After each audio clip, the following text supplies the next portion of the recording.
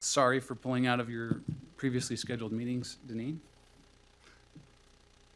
I think we had ended on having a question about where public defense is funded in a couple of these budgets. Let's start with Commissioner Lee's, what we're referring to as his exhibit from the night Right. before. Right, so Commissioner Lee has $2 million in restricted funding for the public defender. So the same amount that was in the baseline budget. So of additional funding. Right, right. So I don't see where there's a restricted account. Oh, the 2.4 that's there in 2020, two of that is set aside for Public defender. public defenders. That's correct. So I'm not sure, we're working off of different numbers back and forth. Again, I don't know where the reductions are coming from. If we're taking off $60,000 here, which is great, I'm all for that. But I don't know what number we're taking that from. I think if there's any reduction, of which line item? It Well, comes off the tax increase. No, not necessarily the line item, but if we're taking it off the tax increase, are we taking off the tax increase at the 19.6 level? Are we taking it off at a different level? I don't know where that number is. The budget that I uploaded is Yours is 19.8. 8. Right. So I think that was my So understanding. is that the number you're working off of, Commissioner Ivy, is a 19.8 and then doing the reduction of 60,000? We're reducing down from there. Okay. And I'm reducing down from there with the understanding that we have the opportunity, before we set this thing in June, for that to be reflected if we are able to materialize the sale of the property and if there is change in our sales tax revenue. Because I had the opportunity to speak with both Mayor Johnson and the representatives from American Fork, and they're happy to put a grant application in for that purchase, but we've still got to work through the process to make sure we can actually have that occur. And so I'm working down off of this 19.8 number with these initial reductions, with that understanding that when we set the actual rate in June, that can be reflective of that potential sale or any change in projected revenues from sales tax. So that Because to me, that accomplishes my major concern, and that's a structurally balanced budget. So to reiterate that, then that 8.1, or I'll just say 10 for easy figuring on that, if it sells at $10 million, then that 19.8 you're talking about would be down around 9.8. And we'll have to verify, because I want to emphasize the point that one-time sale does not go to subsidize any ongoing costs. Right. It goes back into building, goes back into our reserves. I strongly support Tanner's concept of the fact we need some money for capital improvements and specifically the risk management piece. And so I'm saying with that's got to be specifically targeted to there. And so that's, when we're talking philosophically where I'm at there, that's where I'm saying that's got to come from with that materialization of that potential sale.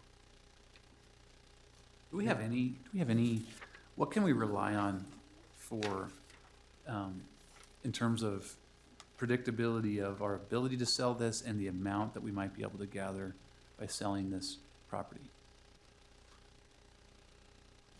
Oh, reliable, well, we did go through, I can't predict. I can just go off of what we had evaluated and assessed. And according to the laws that we have to sell it for, its fair market value. So, and so we did have that assessed at a $10 million mark. If you're, again, it depends on which way you go. If you went the route of selling it to a developer, they would buy it. There's no question about it. Now, is that the At a preferred $10 million? route? Do you think that, that's what I'm curious, is would I know that there's plenty of developers who'd be interested in that property. I just don't know the valuation. I don't know if we have any. And I don't either. I have no idea to really gauge that. Some that called me up said, you will get top dollar. What top dollar is, I don't know. But is that the preferred route?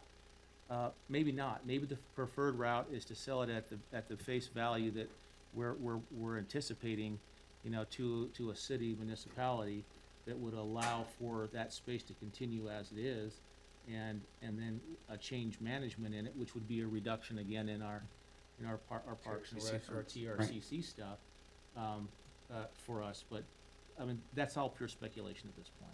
And I appreciate your comment there, Commissioner Lee, about anticipating, and that's why I was saying I'm working down off of this 19.8 number, because I want it structurally balanced. We've gone through a very painful process, and I don't want it to be anticipating or speculative. I want to say, when it actualizes, we can indeed make those adjustments, because we can, right?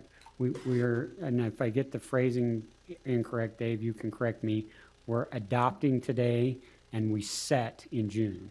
And so we have that 6-month window to work through and make sure it's not just anticipating or hopeful, that it's actualizing.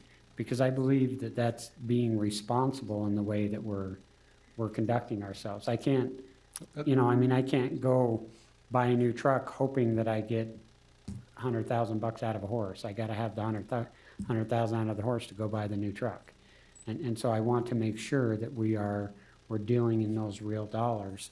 And that's why I'm working down, you know, with the additional, 40,000 we found here today off that 19.8, with that understanding that when it's set, we'll have a true reflection, and that was so nice. Notice I got none of the cookie.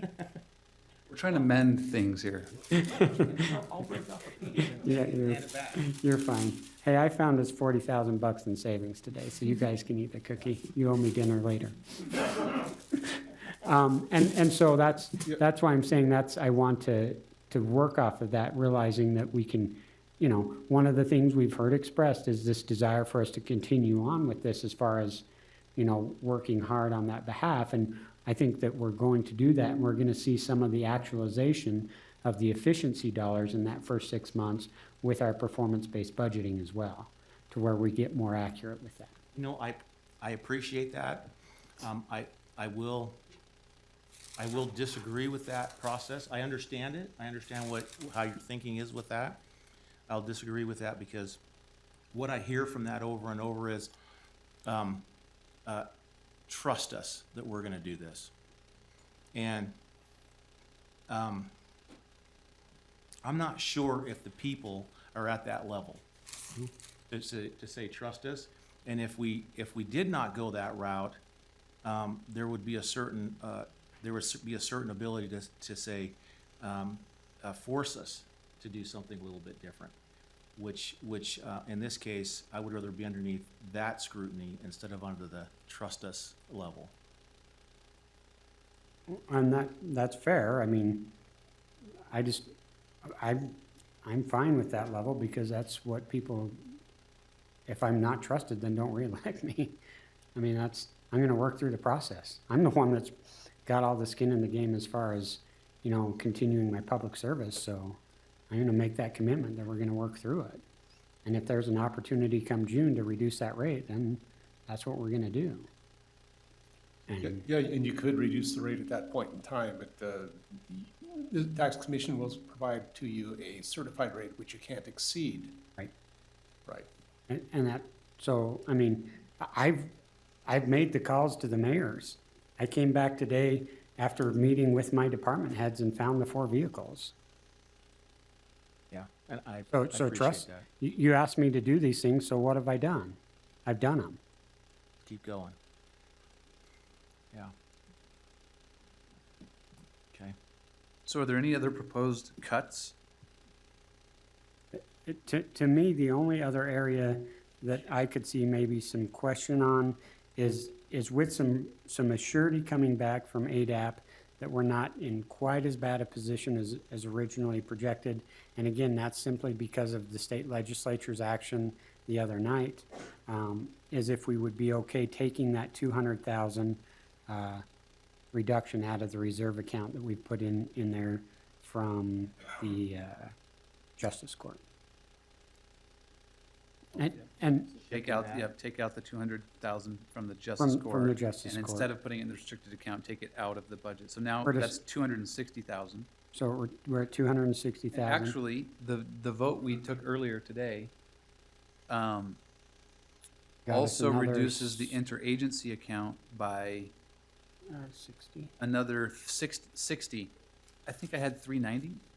I had 390 and we did, We did 390. oh, okay. Yeah.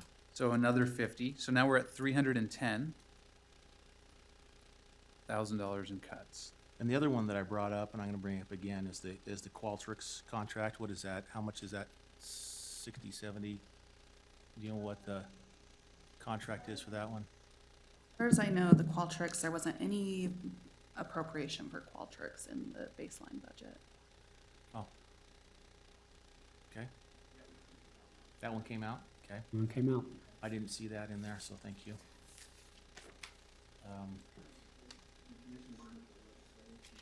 Yeah, I know on ours we had that out, but I wasn't sure because it gets all bunched together. Yep.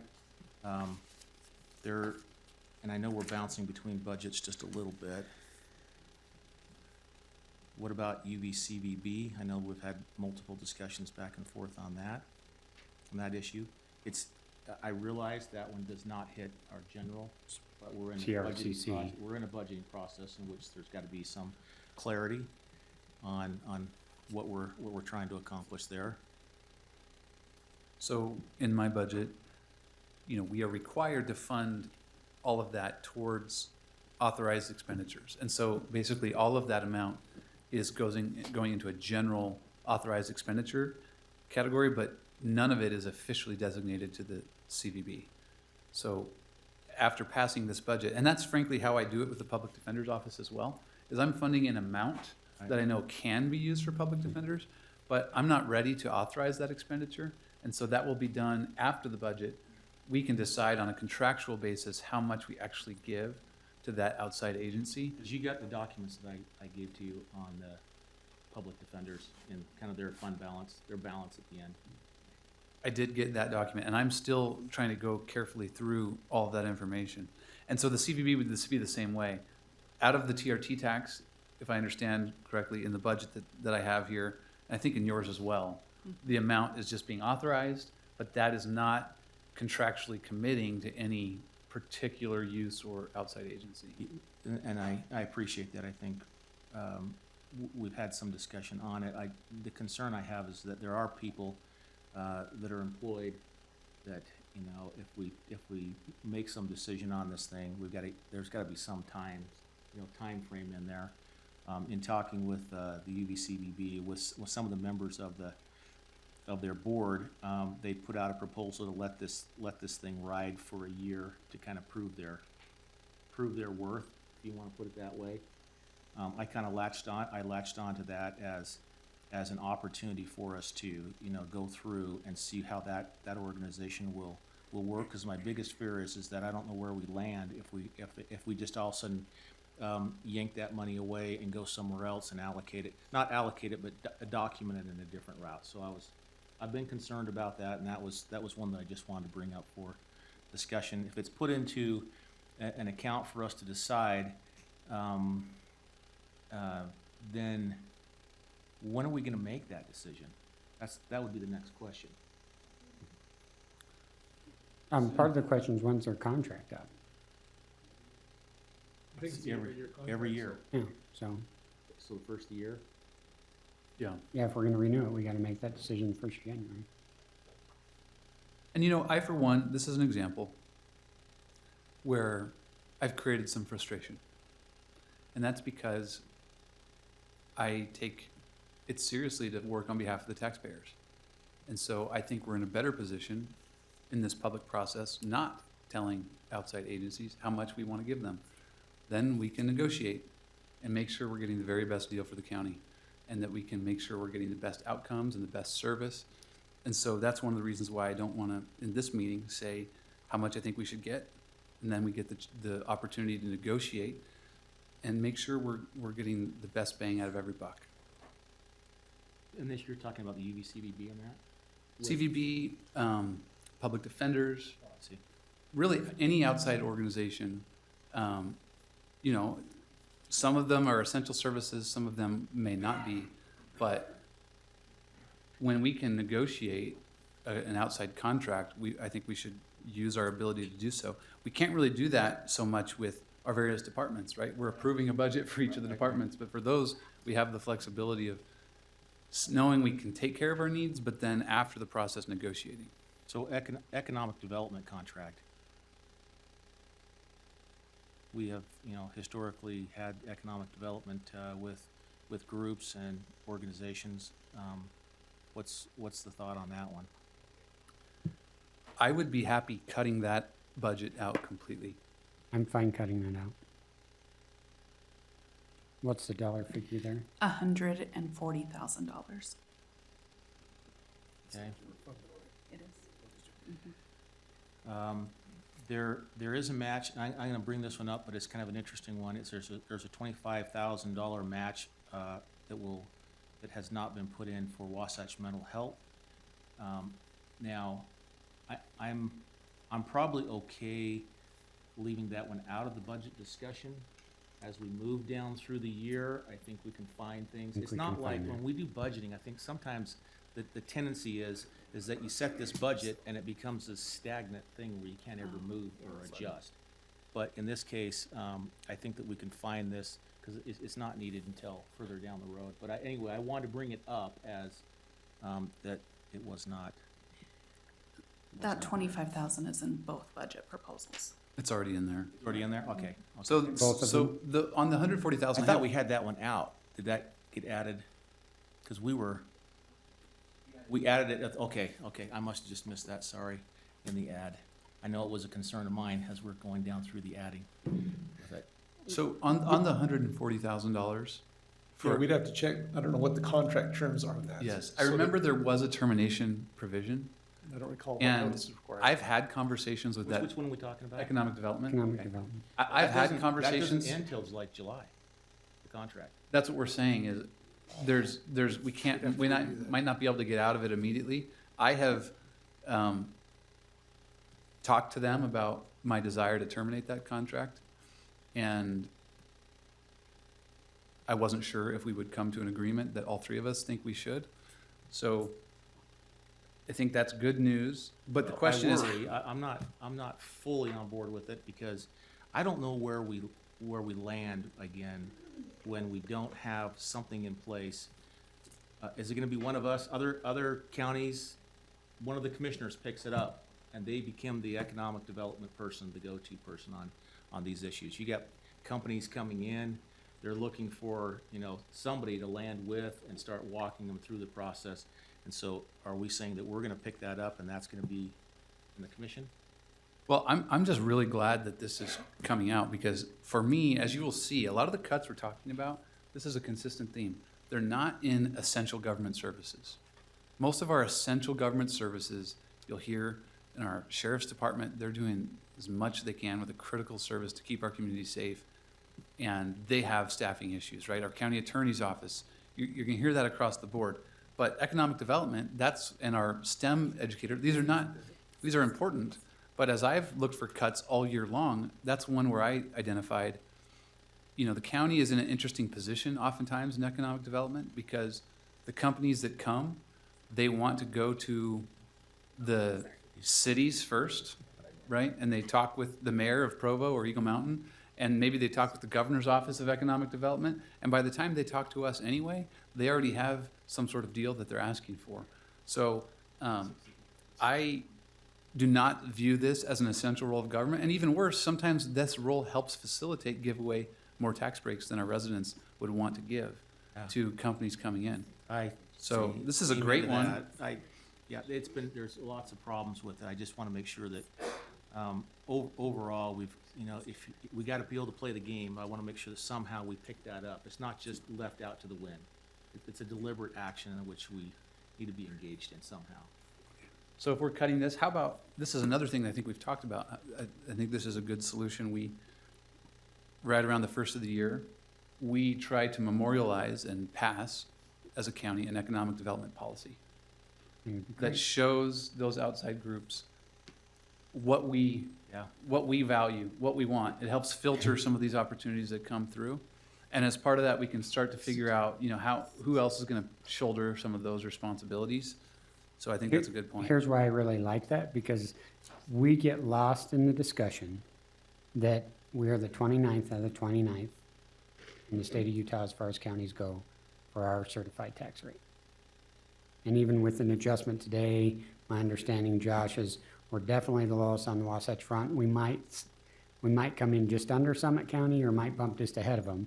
But the bottom line's gonna be, we still are one of, if not the lowest tax county in the state of Utah, and there's your incentive to come here.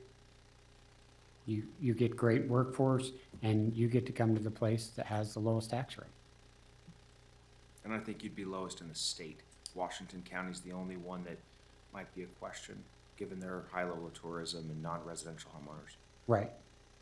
And so that's, we're still staying there. So Deneen, do we have 140,000 budgeted? Was that actually in the, Yes, that's actually in the 2020 budget. So the contract, what line item?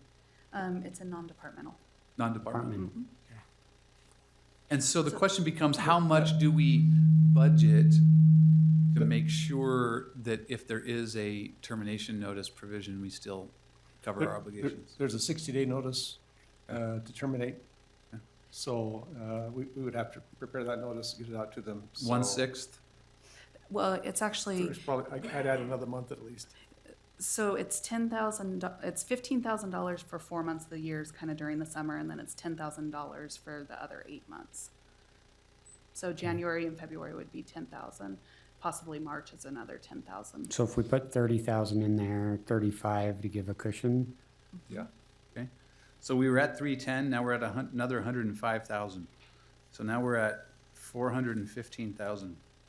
I really apologize to those out there in the community who are getting notice in our public budget meeting that they no longer have funding.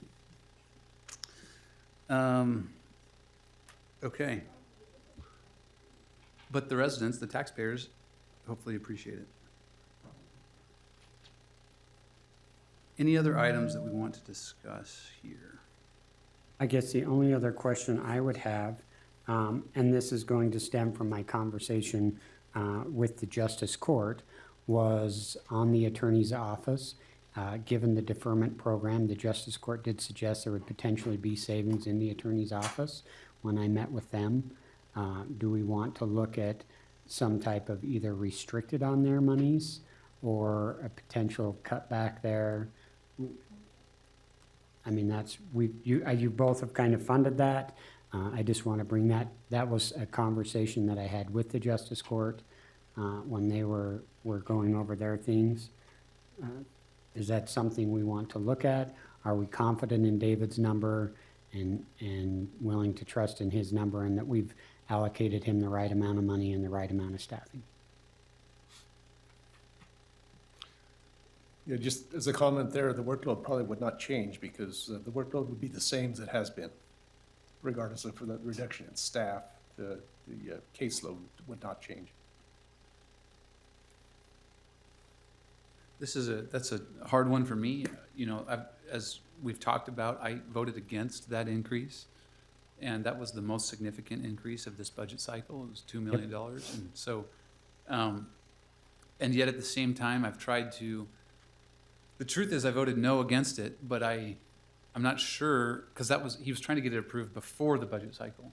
If he had come through in the budget cycle and we had a plan to pay for it, I do acknowledge a significant need there in his department. And so I would be open to, Commissioner Lee, I don't know what your thoughts are, but I don't know who have already been hired of And that that's, attorney's office. for clarification on this, I'm just bringing this up as part of the discussion. Yeah. Because this was something that was brought to me by I them. believe all the positions have been hired. If not, there's probably one or so. I'd have to know. I'm looking, anybody from the attorney's office know? I know they've been going rapidly through processes. I don't know exactly what the status is. You know, Ezra? Well, the last time I checked was a few weeks ago, and they had 8 with I'm not, they were going through quite an interview process, so I'm not sure I'm not absolutely sure on where that number's at. Could you find out, Brian? Yeah. Heard that there was one who was offered and at last second backed out. My understanding is they've hired 14 and still have one left, but my understanding that could be correct. So let me try to find that. Okay.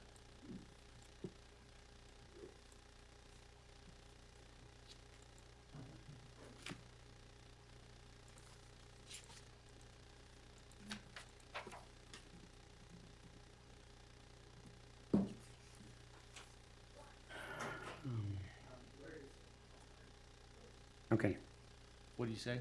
they're all hired.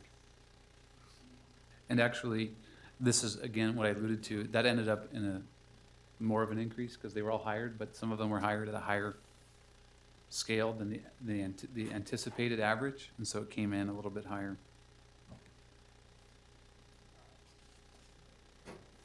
I think we got the answer, Larry. They've all been hired? Okay, I know that another area where we've really tried to have savings is we moved the records department to become a part of the clerk auditor's office. And in doing so, we already asked to just find a 5% across the board savings reduction. Right. And, you know, we could maybe push a little bit harder on that. Josh, your perspective there? Do you have a line item of the specific, was there a specific request that was cut as part of that 5%? Or was that an ongoing? I mean, so this basically has internal service funds and personnel. So I think that it would likely end up being a personnel cut. So we're at $409,000 record management. Oh, sorry, yeah, line item, 409,000 with 275,083 on personnel. Yeah. that's the where you're one at. I'm looking at, yeah.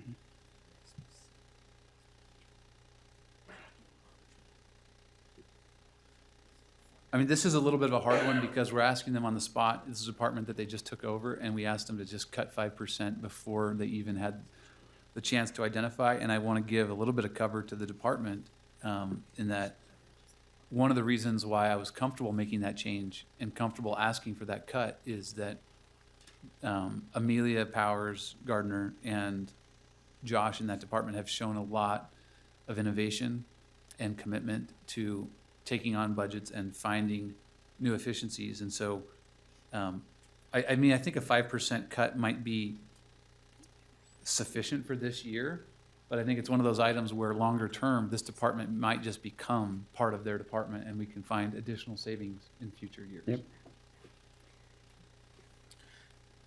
Just to comment on that, as we've kind of learned more about their operation, they are the archive of all records for the Right. county.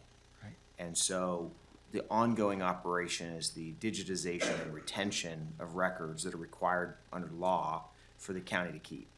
And so everything that they do is to retain records.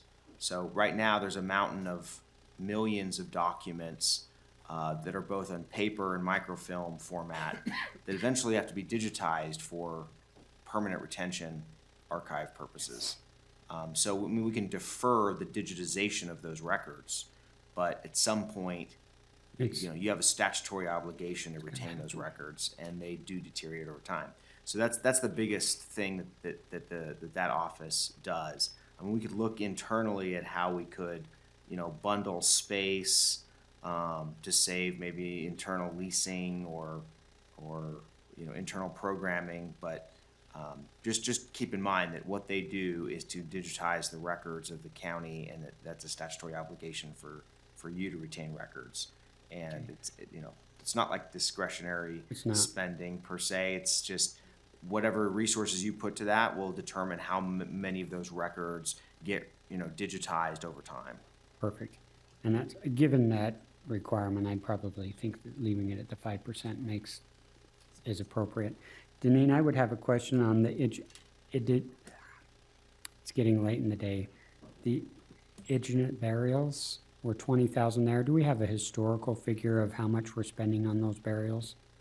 Yeah, but that's kind of a plug number. And that's a number I wonder, I mean, it's just a nice, really pretty round number. I know that some years, obviously, we're gonna have to bury more people than other years, but do we have how close are we to historical Yeah. averages on that one? So this year to date, the county has spent 13,600. Last year was 15,900, 14,000, 13,000, 17,000, 13,000. Okay. So given averages there, we could drop that down to 15, Yep. Sure. right? $5,000 So there's $5,000 cut there out of the public aid fund. So, a little discussion on the auditors. I appreciate, going through on an audit, on the auditors and doing an audit and doing it on a regular basis. I think that's, needed and necessary in our county. I had some discussion about how many auditors is appropriate, for us to do this. I think we have 3 now, and we're going to, what's the number? 5? And we have some big projects, the big one being the sheriff's one, which takes a lot of time to go through because it's a big part of our county government.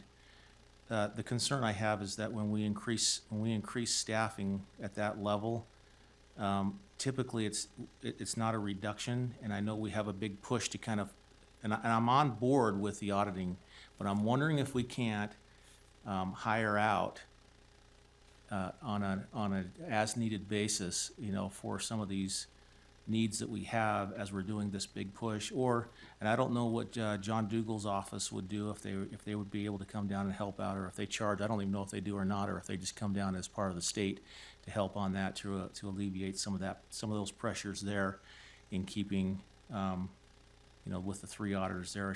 It's a discussion one, because for me, I see it growing, and I understand we've got a need, which I would appreciate, as we're going down through it and trying to find some efficiencies and so forth, and I think that's the whole intent. And sometimes on a return on investment, if you call it that, and we're putting 2 auditors in there and we're finding a couple $1 million, I think we'd say, wow, that was well worth the money. I get it, but I'm wondering if we can't hire out, get the same without the staffing, and then wondering if we go back to a level where we start to get on a routine basis of doing those audits over the years, which can be maintained instead of the big push. So it's just for discussion purposes. I'd like to see some, at least analysis with that. And I actually think that's an interesting point. I agree that there could be, there's some beneficial parts to having an external audit function, but when it comes to this department, I actually want to talk about this for a moment. I just need to thank Deneen Jackson. This is a woman who was up all night. Last night, she never left her office. She was in her office till 5 a.m. I worked on the budget proposal that's here and all of my town hall materials, all through Thanksgiving. And she was working the whole time. And in our budget process, we all lean on her incredibly heavily. And so this is an area where I think she does an incredible job. She's incredibly committed to taxpayers and to efficient government. She doesn't have anywhere near the tools that she needs, and that department doesn't have anywhere near the tools that they need to effectively manage the finances. And I think that the residents of this county throughout this process have seen, it's certainly been my experience, right? My business background is to go in and pick apart a business, go through their financial statements, identify areas for saving, where we can grow. And the county, anyone who's used to this information and used to kind of modern software systems or accounting systems, when they come in, they see our budget formats and they see what we present, they're very underwhelmed. And if we pulled up our budget system right now, you would realize it was custom built in 1997. And we also don't have the staffing that we need. Oftentimes we have people without an accounting or a finance background helping the departments prepare their annual budgets. And all of this is way more problematic than it needs to be.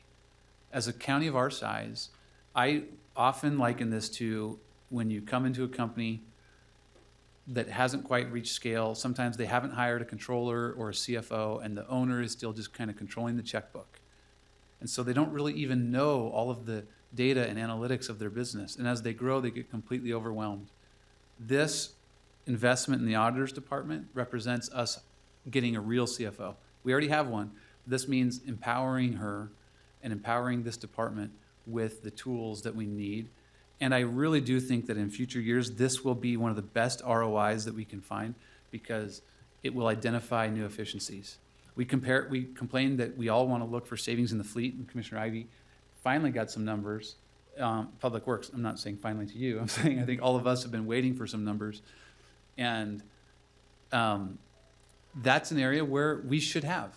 My whole plan about our capital projects, it is really, really concerning that we have so many long-term capital project needs that we haven't planned for and set aside.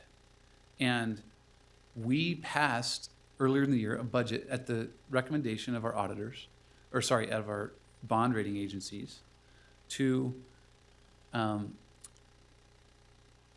we passed a policy that says, where was I going with this? I'm getting texts from all the various departments, sorry, so they're kind of interrupting me.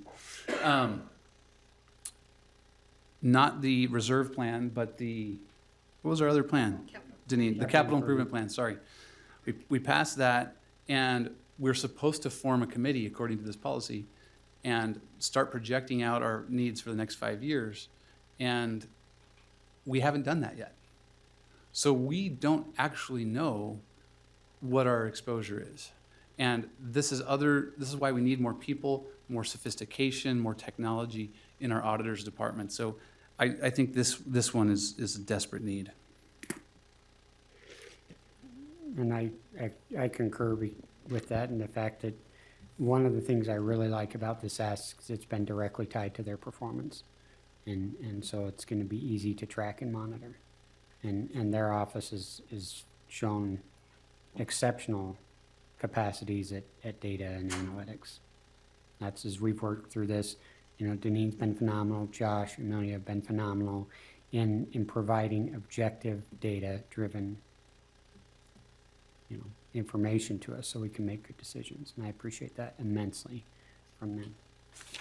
My comments have nothing to do with Deneen and her performance. I think she knows that I value that greatly. I think it just goes to, what we can do possibly as we're looking at tax rate increases to soften that by using outside sources potentially to offset some of this as we go through the process. And I recognize that. And would your expectation be that an outside auditing firm would be more cost-effective? Well, I don't think we've even looked at that. And when we're looking at wages plus benefits plus retirement and everything in there, and especially if we got a big, so for instance, when I was in business, there were times in which we had heavy lifts, and I think we're at a heavy lift moment. Yep.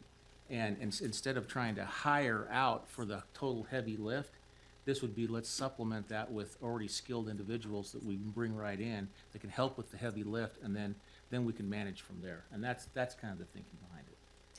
Appreciate that. I think that's a great idea. And with representatives from the office, I'm not necessarily recommending a cut, but do you think, can you commit that you will review? Because I know some of this is the audit function that Commissioner Lee's talking about, but some of it's just our core finance function. Right. But on the audit side or elsewhere, that you'll look at external consultants and other possibilities. I don't know what's allowed by law, and we just kind of start comparing price and get the most out of that office. Yeah, we can make a commitment that before we would pull the trigger on hiring additional internal auditors, we will thoroughly investigate the possibility of hiring external help, contracting, seeing if that would be cost effective, seeing what we could do there. Yeah. What's the dynamic with the state auditor's office? I mean, do they charge to come down and help out? I don't know what the, So, I mean, they have their Process own is- sort of state constitutional and statutory requirements, and they take care of those. I don't know that they do auditing for local governments on any sort of contract basis. They generally would come to local government and audit something that they had a specific concern about or had some specific interest in auditing. You know, we use them as a resource in terms of advice and counsel about issues we run into. You know, they provide a lot of guidelines statewide, but I wouldn't envision that office actually operationally conducting or participating materially in any internal audits. But certainly we could look to external contractors, especially for big projects. So we could delay the addition of any personnel until we've investigated that. Josh, what would you think if we went ahead and eliminated one of those? Yeah. You know, you pick up the one additional, and then as we go through the analytics, obviously, we're gonna be back, you know, Right. evaluating this throughout the year. You think that would be, Yeah, I mean, I think that from the budget perspective, you could definitely get by eliminating one of those two new positions.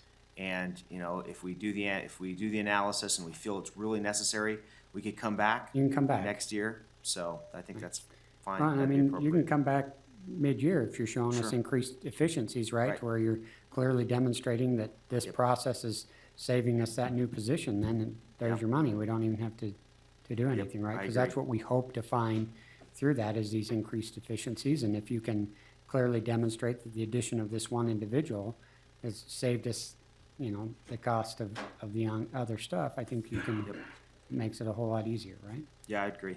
what's that number? I'll pull it up, just a minute.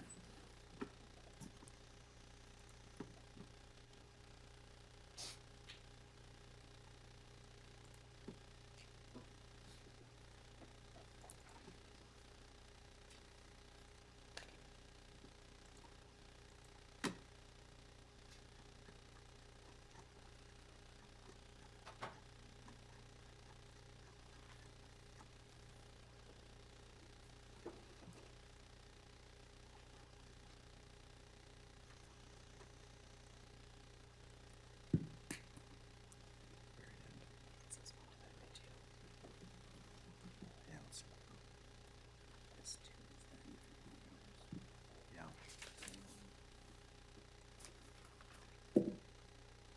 we'll get you the exact cents, but it's about 103. That's the fully loaded. Yeah, fully loaded cost, fully loaded annual cost. 103, 658.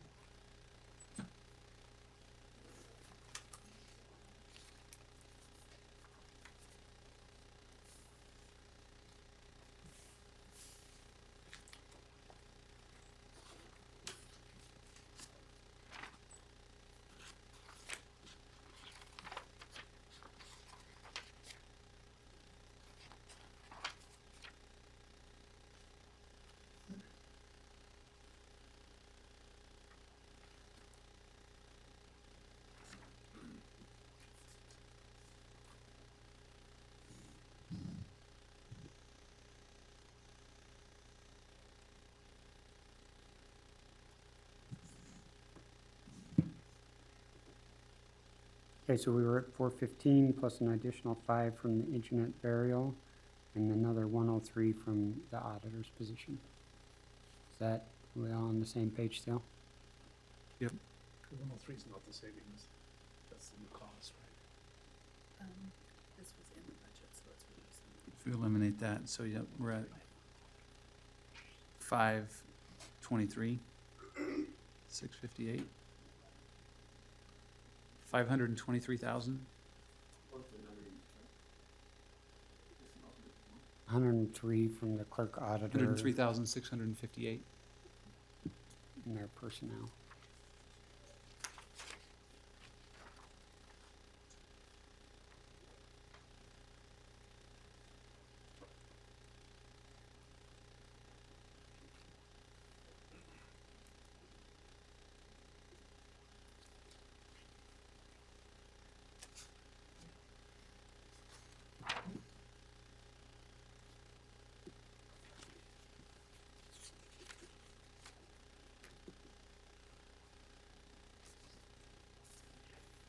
Okay.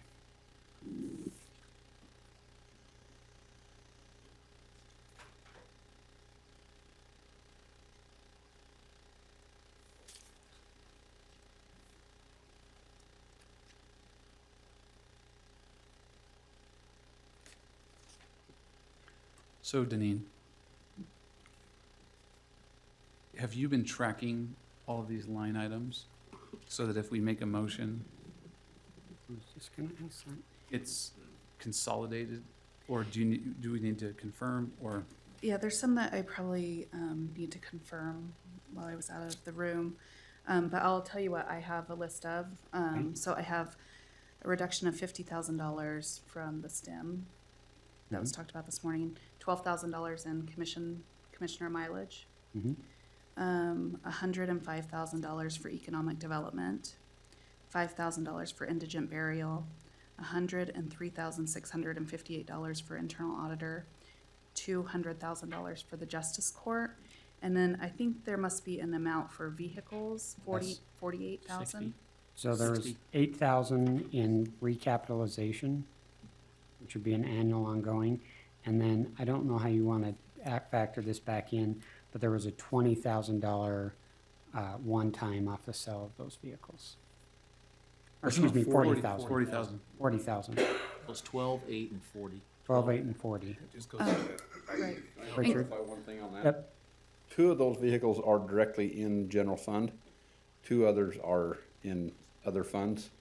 Oh. So I can get you the exact ones on that. And I emailed her the exact number Okay. of the vehicles, so Wait, she so, has them. so sorry, so that affects the sale price, but does it also, No, it would just No. affect on which fund it would Which it would fund it would affect in come your budgeting. Because 2 of them are directly in general fund. but the costs, Cost would be the same. so. costs come out of the general fund, the 8,000? No. The No, it recapitalization basically will be come half out. of that, would Half. is what you'd So- have So only 4,000 is coming off of that, and about 20,000 in the sale of the. approximately, yes. So Which departments? there's 1 in engineering and 1 in weeds, so it'd be public works admin. And then 1 in parks and 1 in buildings. So roughly it's 30 and 30. Sorry, It's 30 and 30 out No, of the 2 sorry, funds. it's only 48. 48 total, so you Because have 12 24 was our each. mileage? That's Was what our we got up to the mileage. 60. That 12 was not related to these vehicles. The 12 was commissioner Yeah, mileage. we had a 48,000, so it'd be, you basically have 24 in general fund, 24 in, So it's 24 each. yes. Okay. Yep. Yeah.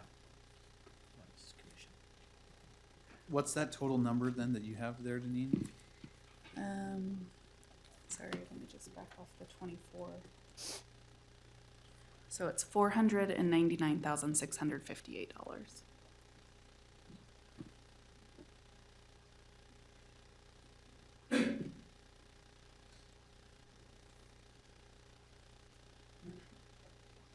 I would be prepared to offer a motion recognizing these particular cuts on the agenda, or excuse me, the budget that was uploaded to the agenda system.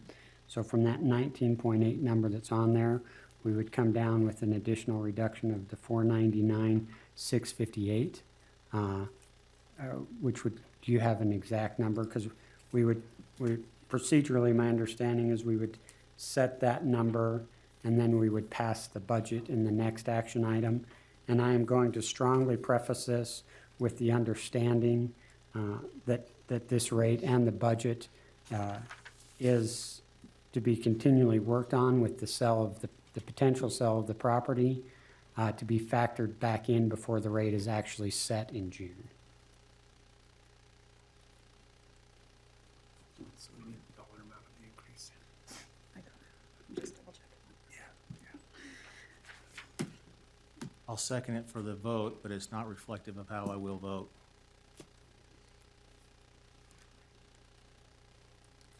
Okay. I think that we won't, I think we'll need to wait for these numbers to actually make the formal motion.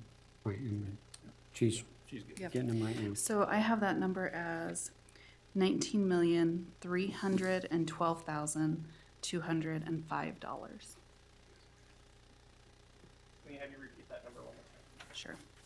$19,312,205. which just to clarify is the number that was on the schedule, $19,811,863 minus $499,658. And the certified rate that would be associated with that? No, that's it. That we don't know. Yeah. We don't know, that'll be The tax commission would set that next tax spring. commission. Okay, will so set that's not based on needed that. in the motion. All we Okay. need is that dollar amount. Okay. All right.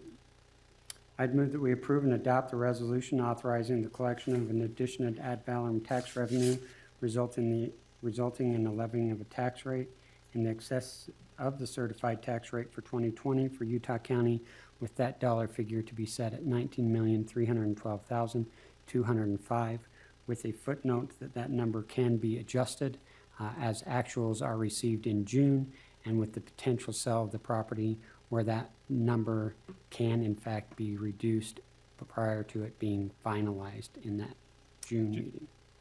Just for clarification, it would be final now, but it would be subject to a reduction Subject- potentially of the okay, certified subject- tax rate. in Subject to spring. a reduction at the June meeting. And again, I'll second that for the vote.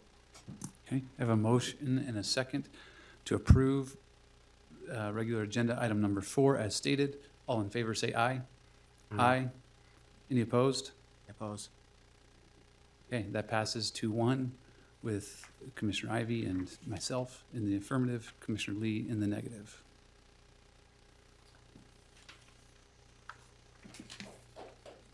Regular agenda item number 5. I'll move that we adopt a resolution approving the 2020 budget for the general fund and other budgetary funds of Utah County with the notation of the current tax rate with the additional cuts identified in today's meeting that totaled the $499,658, which were line itemed out in our previous minutes. Second for Just- the vote? Just for clarification, that would include the increase in the revenue stated in agenda item number 4, That correct? includes the increase in, I thought I mentioned that, I mentioned the 19 million. We have a second? We have a motion and a second to adopt the resolution approving the 2020 budget for the general fund and other budgetary funds of Utah County using the Exhibit A as was uploaded into the agenda system, noting the modifications with the cuts referenced and the reduced increase in the tax rate. All in favor, say aye. Aye. Aye. Any opposed? That's, yes, aye.